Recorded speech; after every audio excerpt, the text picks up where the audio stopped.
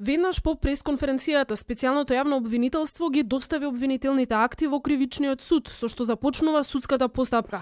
Доказните материјали за вкупно 17 обвиненија, сместени во кутии, влегоа во надлежниот суд. Неколку службени возила на обвинителството го обезбедуваа комбето кој ги донесе обвиненијата на влезот од кривичен. Дел од документите архивирани во факсимили, а пообемните предмети сместени во кутии.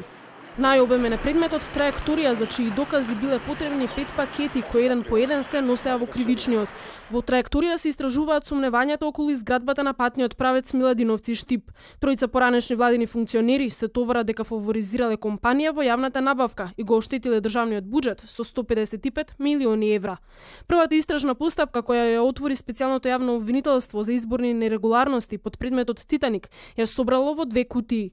20 лица во овој предмет се товарат за заусторничко здружување и кривични дела против изборите и гласањето.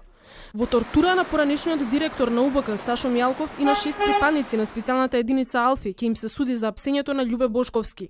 Триевник се однесува на незаконитости во изградбата на Викендички во Зелениково. Обвинети во овој предмет се новинарот Драган Павловиќ Латас и неговите двајца браќа. Предметот TNT, спакуван во пакет, ги содржи доказите за рушењето на објектот Космос во сопственост на бизнисменот Фијат Цановски. Предметот Трезор беше првиот на СЈО за економски криминал. 5 лица од Министерството за внатрешни работи и од УБК се товарат дека го оштетиле државниот буџет за 860.000 евра, прибавувајќи имот на корист за правното лице Финзи Доел, а преку набавка на опрема за прислушување.